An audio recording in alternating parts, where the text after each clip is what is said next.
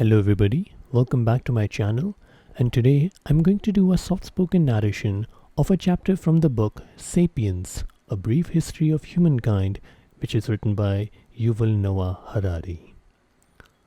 The chapter that I'm going to read is actually the 10th chapter, known as The Scent of Money. In 1519, Hernan Cortes and his conquistadors invaded Mexico, hitherto an isolated human world. The Aztecs, as the people who lived there called themselves, quickly noticed that the aliens showed an extraordinary interest in a certain yellow metal. In fact, they never seemed to stop talking about it. The natives were not unfamiliar with gold. It was pretty easy to work, so they used it to make jewelries and statues, and they occasionally used gold dust as a medium of exchange. But when an Aztec wanted to buy something, he generally paid in cocoa beans or bolts of cloth. The Spanish obsession with gold thus seemed inexplicable. What was so important about a metal that could not be eaten, drunk, or woven, and was too soft to use for tools or weapons?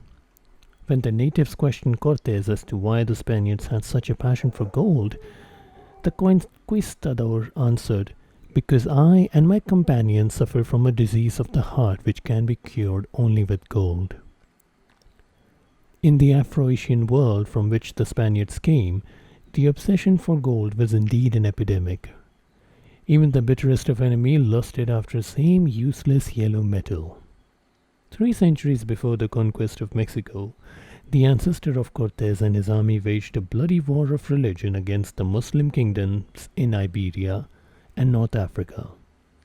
The followers of Christ and the followers of Allah killed each other by the thousand, devastated fields and orchards, and turned prosperous city into smoldering ruins.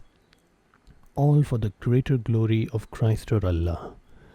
As the Christians gradually gained the upper hand, they marked their victories not only by destroying mosques and building church, but also by issuing new gold and silver coins bearing the sign of the cross and thanking God for his help in combating the infidels. Yet alongside the new currency, the victor minted another type of coin, called the milares, which carried a somewhat different message. These square coins made by the Christian conquerors were emblazoned with following Arabic script that declare, "There is no God except Allah, and Muhammad is Allah's messenger." Even the Catholic bishops of Melguel and Acte issued these faithful copies of popular Muslim coins, and God-fearing Christians happily used them. Tolerance flourished on the other side of the hill too. Muslim merchants in the North Africa conducted business using Christian coins such as Florentine florin, the Venetian ducat, and the Neapolitan cigilato. Even the Muslim rulers who called for jihad against the infidel Christians were glad to receive taxes in coins that invoke Christ and his Virgin Mother. How much is it? Hunters-gatherers had no money. Each band hunted, gathered, and manufactured almost everything it required, from meat to medicine, from sandals to sorcery. Different band members may have specialized in different tasks, but they shared their goods and services through an economy of flavors and obligations. A piece of meat given for free would carry with it the assumption of reciprocity, say, a free medical assistance. The band was economically independent. Only a few rare items that could not be found locally, seashells, pigments, obsidian, and like, had to be obtained from strangers. This could usually be done by simple barter. We'll give you pretty seashells and you'll give us high-quality flint. Little of this changed with the onset of the agriculture revolution. Most people continued to live in small, intimate communities. Much like a hunter-gatherer band, each village was a self-sufficient economic unit maintained by mutual favors and obligation plus a little barter with the outsiders. One villager may have been particularly adept at making shoes, another at dispensing medical care, so villagers knew where to turn when barefoot or sick. But villages were small and their economies limited, so there could be no full-time shoemakers and doctors. The rise of cities and kingdoms and the improvement in transport infrastructure brought about new opportunities for specialization.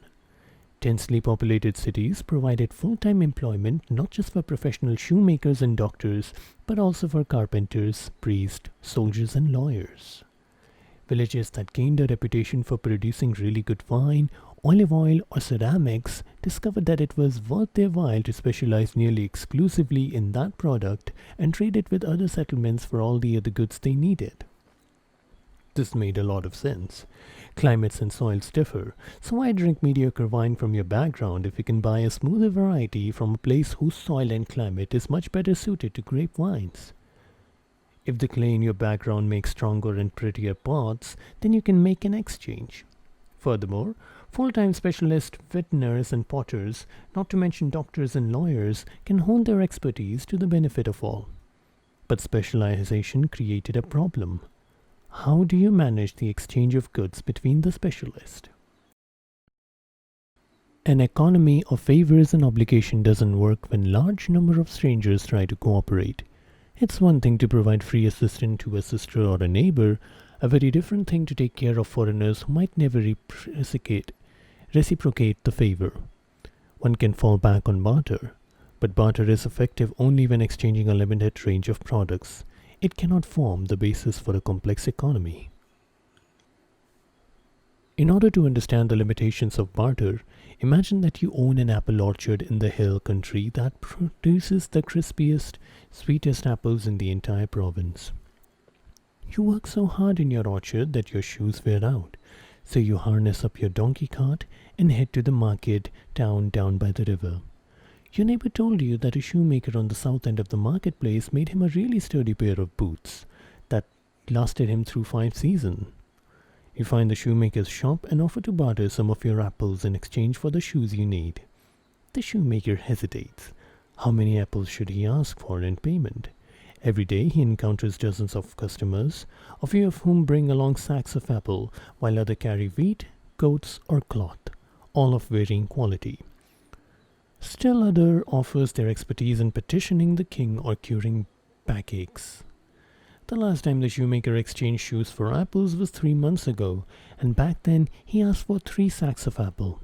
Or was it 4? But come to think of it, those apples were Soar Valley apples, rather than Prime Hill apples.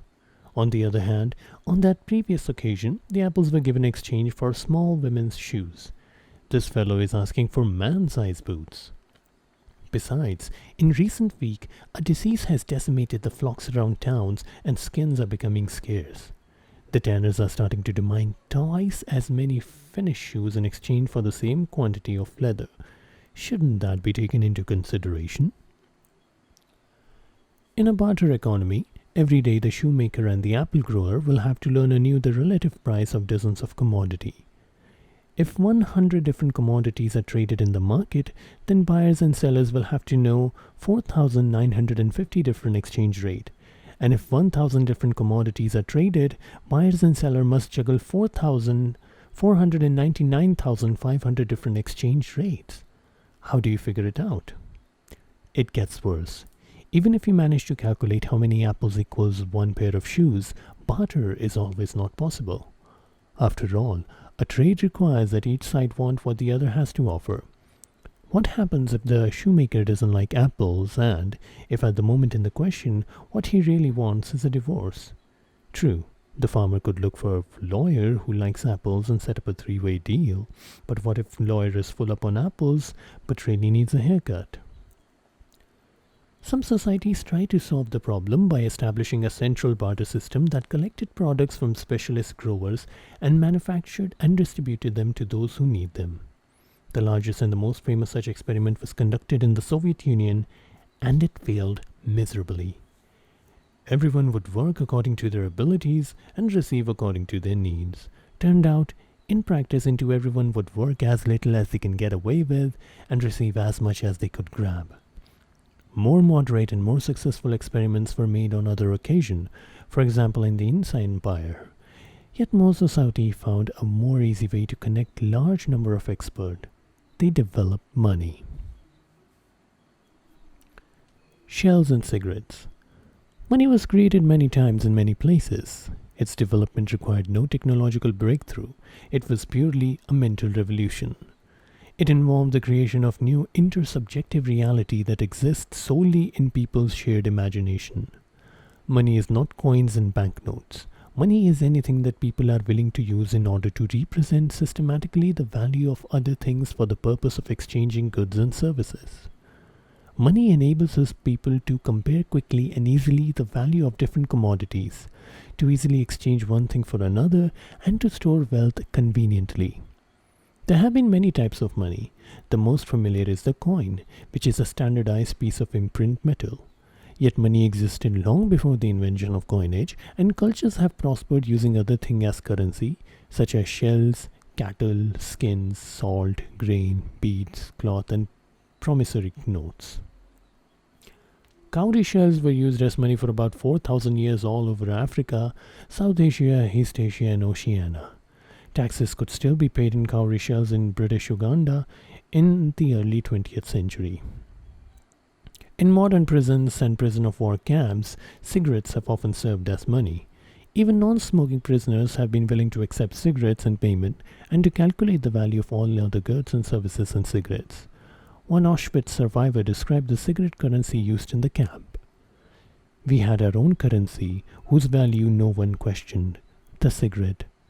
The price of every article was stated in cigarette. In normal times, that is, when candidates to the gas chambers were coming in at a regular pace, a loaf of bread cost 12 cigarettes, a 300-gram package of margarine 30, a watch 80 to 200, a liter of alcohol 400 cigarettes." In fact, even today coins and banknotes are a rare form of money. In 2006, the sum total of money in the world is about $60 trillion. Yet the sum total of coins and banknotes was less than 6 trillion. More than 90% of all money, more than 50 trillion appearing in our account, exist only on computer servers. Accordingly, most business transactions are executed by moving electronic data from one computer file to another without any exchange of physical cash. Only a criminal buys a house, for example, by handing over a suitcase full of banknotes. As long as people are willing to trade goods and services in exchange for electronic data, it's even better than shiny coins and crispy banknote. Lighter, less bulky, and easier to keep track of. For complex commercial systems to function, some kind of money is indispensable. A shoemaker in money economy needs to know only the prices charged for various kinds of shoes. There is no need to memorize the exchange rates between shoes and apples or goats. Money also frees Apple expert from the need to search out apple craving shoemaker because everyone always wants money. This is perhaps its most basic quality. Everyone always wants money because everyone else also always wants money, which means you can exchange money for whatever you want or need. The shoemaker will always be happy to take your money because no matter what he really wants, apples, goats, or a divorce, he can get it in exchange for money. Money is thus a universal medium of exchange that enables people to convert almost everything into almost anything else. Brawn gets converted into brains when a discharged soldier finances his college tuition with his military benefits. Land gets converted into loyalty when a baron sells property to support his retainers. Health is converted into justice when a physician uses her fee to hire a lawyer or to bribe a judge. It is even possible to convert sex into salvation, as 15th century prostitutes did when they slept with men for money, which they in turn used to buy indulgences from the Catholic Church. Ideal type of money enabled people not merely to turn one thing into another, but to store wealth as well. Many valuables cannot be stored, such as time or beauty. Some things can be stored only for a short period of time, such as strawberries. Other things are more durable, but take up a lot more space and require expensive facilities and care. Grain, for example, can be stored for years, but to do so you need to build huge storehouses and guard against rat, mold, water, fire, and thieves. Money, whether paper, computer bits, or cowrie shells, solves these problems. Cowrie shells don't rot, are unpalatable to rats, can survive fire, and are compact enough to be locked up in a safe. In order to use wealth, it is not enough to just store it. It often needs to be transported from place to place. Some form of wealth, such as real estate, cannot be transported at all. Commodities such as wheat and rice can be transported only with difficulty. Imagine a wealthy farmer living in a moneyless land who emigrates to a distant province. His wealth consists mainly of his house and rice paddies. The farmer cannot take with him house or the paddies. He might exchange them for tons of rice, but it would be very burdensome and expensive to transport all that rice. Money solves these problems. The farmer can sell his property in exchange for a sack of cowrie shells, which he can easily carry whenever he goes. Because money can convert, store and transport wealth easily and cheaply, it made a viable contribution to the appearance of complex commercial networks and dynamic markets. Without money, commercial networks and markets would have been doomed to remain very limited in their size, complexity, and dynamism. Well, this is all that I'm going to read today. It's getting late night and I have to get some sleep. So if you like this video, then yeah, that's great.